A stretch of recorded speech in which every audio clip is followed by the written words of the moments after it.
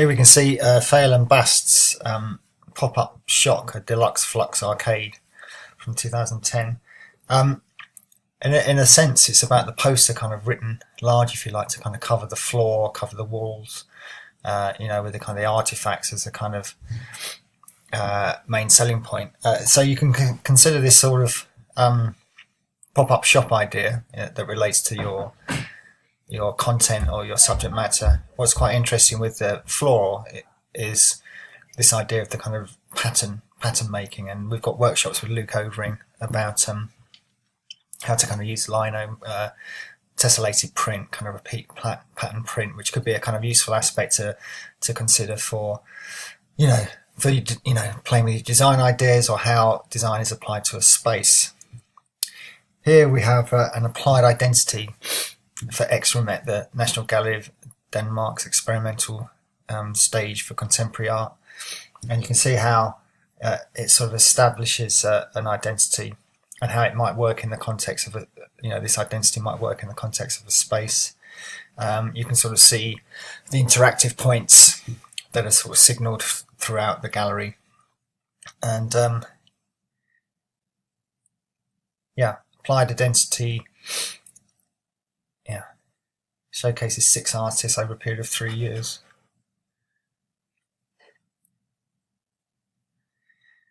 This is Letter Lab from Breda. Breda is a really good centre for... Breda is in the Netherlands, has a really good art school.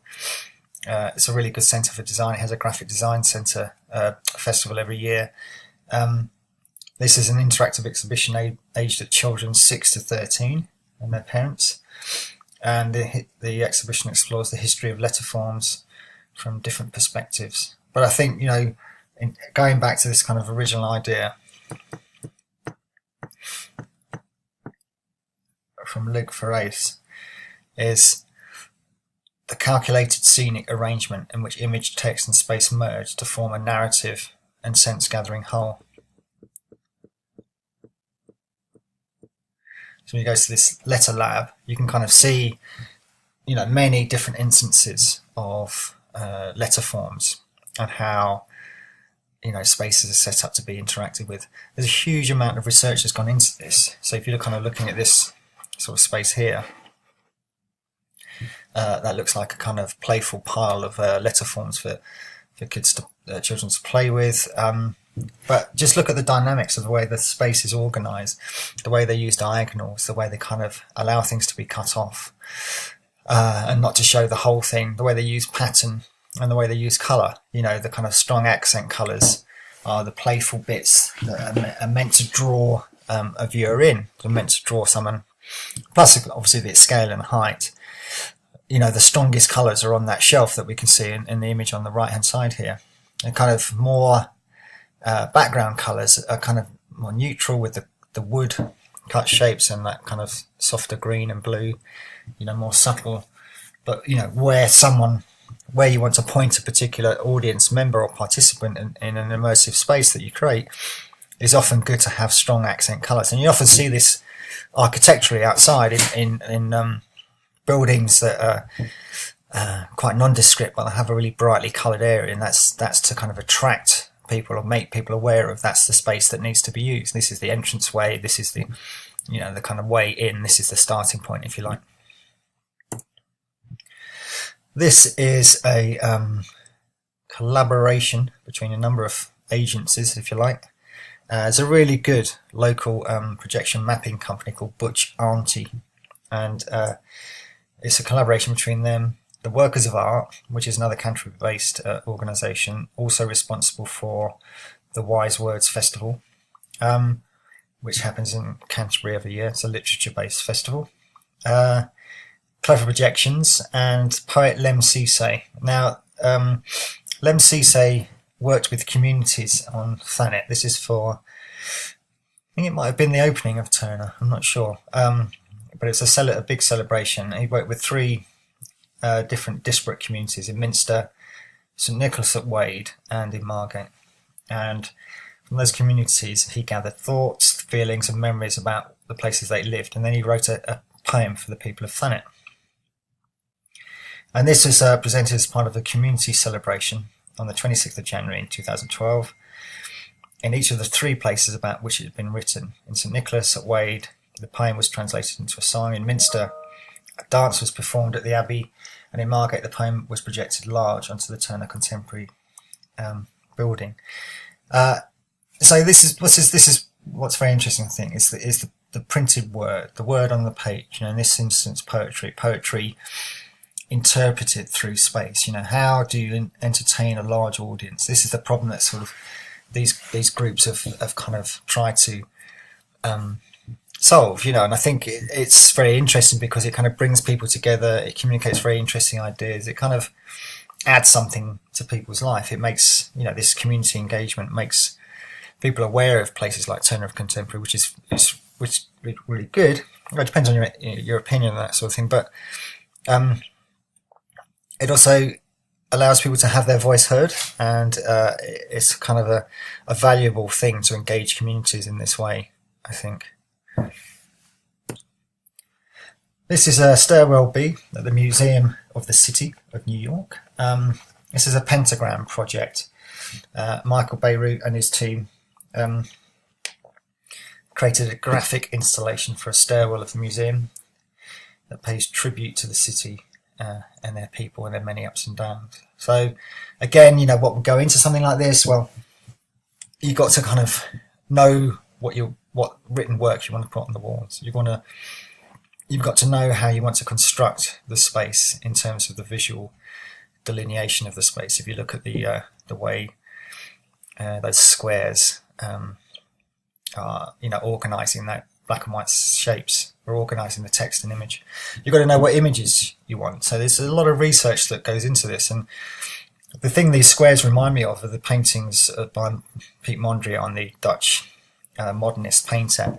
He made it when he moved to New York, just prior to the Second World War, to live in New York. He made a series of paintings called Broadway Boogie Woogie, and those paintings were, a typical kind of Mondrian style, but using rectangles and squares. And this seems to kind of refer to that. So it's that awareness also of the history of art. And this is something I was saying in one of the roundup emails, to be aware of something that isn't necessarily useful right now, but to have knowledge of, in this instance, modernist painting, and how that can kind of feed and raise the level of your ideas, if you like.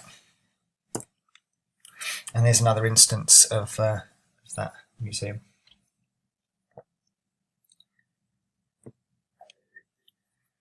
So this image on the right is Yayoi Kusama, a Japanese artist that's worked with almost one singular shape throughout her life, or throughout her kind of creative career, and that's the dot or the circle.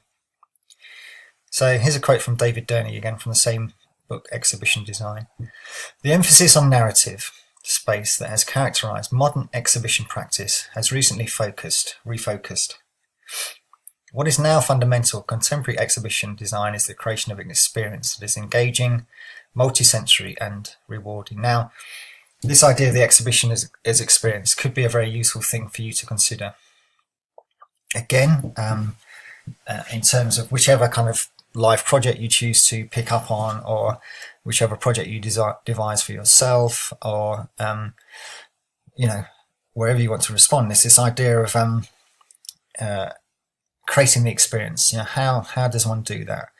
With someone like Kusama's work, budget allowing, she or the team that she's worked with have kind of made this space that is like a kind of stepping into one of her works of art.